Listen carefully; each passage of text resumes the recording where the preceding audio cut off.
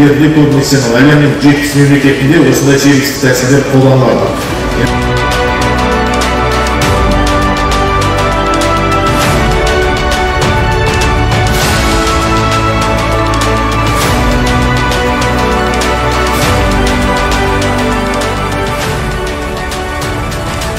Бүгінгі форум өз деңгейіне жетіп, осы бүгінгі көтерілген мәселелер халықтар арасында насихатталып, осы жұмыстар іске асса деп тілек білдіргім келеді.